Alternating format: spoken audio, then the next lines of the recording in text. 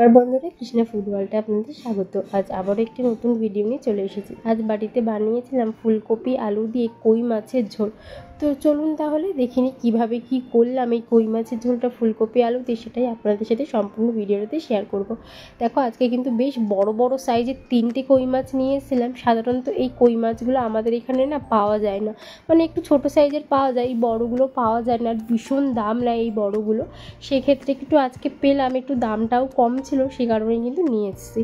বললাম ফুলকপি আলু দিয়ে করব, দুটো বড় সাইজের একটু ফুলকপি নিয়েছিলাম, সেটা দিয়েই করব, আর সাথে কিন্তু আলু দিয়েছিলাম। চলুন তাহলে রান্নার দিকে যাওয়া যাক।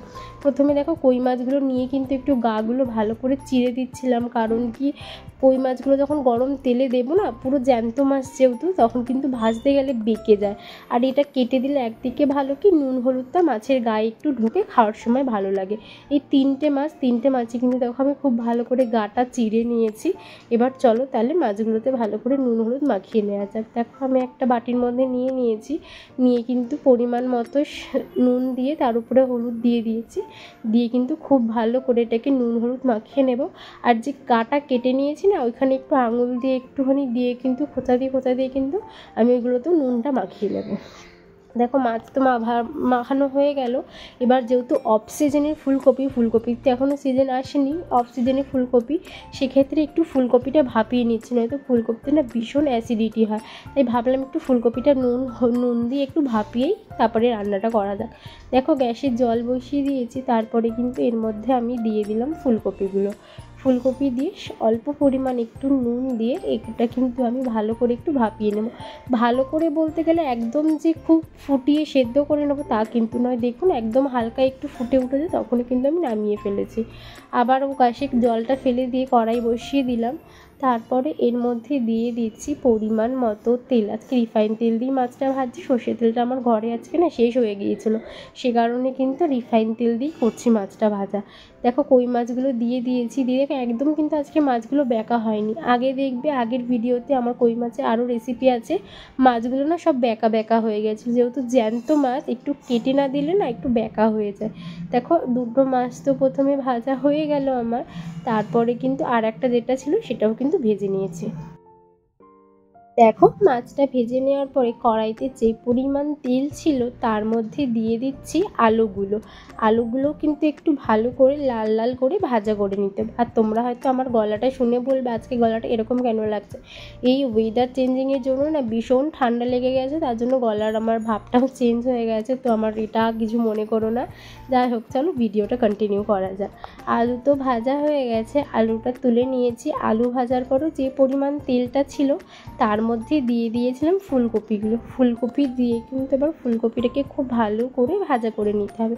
ফুলকপি ভাজার সময় কিন্তু আমি সামান্য একটু নুন ও সামান্য একটু হলুদ গুঁড়ো দিয়ে দিয়েছিলাম, দিয়ে খুব ভালো করে লাল লাল করে কিন্তু ফুলকপিটাকে আমি ভেজে নিয়েছি। দেখো, আমার ফুলকপি তো ভাজা হয়ে গেছে, ওদিকে গ্যাসটা আমি বন্ধ করে রেখেছি, এদিকে একটা মশলা বানাবো বলে দেখো ছোট সাইজের একটা বাটি নিয়েছি, তার মধ্যে কিন্তু দিয়ে দিয়েছি 1/2 চামচ ধনে গুঁড়ো, তারপরে দিয়েছি 1.5 চামচ জিরে গুঁড়ো, আর দিয়েছি 2 চামচ লঙ্কার গুঁড়ো, একটু ঝাল করব সেই কারণে। আর দিয়ে দিচ্ছি স্বাদ অনুযায়ী নুন ও 1/2 চামচ হলুদ গুঁড়ো, সাথে দিয়েছি 1 চামচ আদা বাটা ও একটু বড় চামচের 1 চামচ ভর্তি এখানে দিয়েছিলাম লঙ্কা বাটা।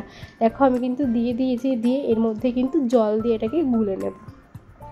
তারপরে এদিকে আবার গ্যাস ধরিয়ে দিয়েছি। গ্যাস ধরানোর পরে কড়াইতে তো ফুলকপি ভাজার পরে বেশ খানিক তেল ছিল, সেই তেলটার মধ্যেই সামান্য একটু গোটা সাদা জিরে ফোড়ন দিয়েছি, সাথে দিয়েছি একটা তেজপাতা। ফোড়নটা হয়ে যাওয়ার পরে এর মধ্যে দিয়েছি একটা বড় সাইজের অর্ধেক টমেটো, একদম ছোট ছোট করে কেটে দিয়েছি। যেই টমেটোটা একটু গলে এসেছে তার মধ্যে কিন্তু আমি দিয়ে দিলাম ওই যে আগে থেকে বাটিতে রেডি করে রাখা যে আমার মশলাটা, সেই মশলাটা দিয়ে একটু ভালো করে কিন্তু কষিয়ে নিয়েছি। দেখো, তেল বেরিয়ে গিয়েছিল, তারপরে কিন্তু দিয়ে দিচ্ছি আলু ও ফুলকপিগুলো, দিয়ে খুব ভালো করে কিন্তু এবার আলু ফুলকপিকে নাড়াচাড়া করে কিন্তু এই মশলাটার সাথে মিশিয়ে নিতে হবে। মেনলি মশলাটা কিন্তু আলু ফুলকপি দিয়ে কষিয়ে নিতে হবে। দেখো, আলু ফুলকপি দিয়ে দিয়েছি, দিয়ে কিন্তু ঢাকনা দিয়ে দিয়েছিলাম। দেখো ঢাকনাটা খুলে দিয়েছি, চারিদিক থেকে কিন্তু তেল বেরিয়ে গেছে। এই অফ সিজনের ফুলকপিগুলোও কিন্তু খেতে খুব একটা খারাপ হয় না, ভালোই লাগে। যেহেতু অফ সিজন, খেতে কিন্তু হয়তো একটু গ্যাস অ্যাসিডিটি হওয়ার সম্ভাবনা থাকে, কিন্তু খেতে কিন্তু ভালোই লাগে। দেখো আমি কিন্তু ফুলকপিটা তো বললাম কষা হয়ে গেছে আলু ফুলকপি দিয়ে। এবার এর মধ্যে পরিমাণ মতো জল দিয়ে দিয়েছি, যেরকম আমি ঝোল রাখবো সেই কারণে জল দিয়ে দিয়েছি। দিয়ে একটু ফুটে আসলেই কিন্তু মাছগুলো দিয়ে দেবো। দেখো হালকা একটু সাইড দিয়ে ফুটে ফুটে গেছিলো, তখনই কিন্তু আমি এখানে 3 পিস যে মাছটা কিন্তু দিয়ে দিয়েছিলাম। মাছটা দিয়ে বেশ খানিকক্ষণ রেখে দিয়েছিলাম। মাছটা দিয়ে একটু ভালো করে ফুটলেই কিন্তু গরম মশলা দিয়ে নামিয়ে ফেলবো। দেখো মাছটা দেওয়ার পরে কিন্তু বেশ ভালো কিছুক্ষণ পরে ফুটে গিয়েছিল। আলু ফুলকপি সবই তো সেদ্ধ হয়ে গেছিলো আগের থেকে, তাই কিন্তু আর একটু ভালো করে নাড়াচাড়া করে ওপর থেকে একটু গরম মশলা গুঁড়ো দিয়ে কিন্তু এটাকে একটু ভালো করে নেড়ে দিয়ে নামিয়ে ফেলবো। আজকের কিন্তু এই ফুলকপি আলু দিয়ে কই মাছের ঝোল কিন্তু আমার রেডি। এটা কিন্তু গরম গরম ভাতের সাথে কিন্তু দারুণ জমবে। চলো তাহলে এটাকে নামিয়ে ফেলি। দেখো আমি গামলায় নামিয়ে ফেলেছি, কী সুন্দর কালারটা এসছে না? আর মাছটা খেতে কিন্তু দুর্দান্ত ছিল। আর আমার এই ভিডিওটা কিন্তু ভালো লাগলে like comment share and subscribe করে দিও।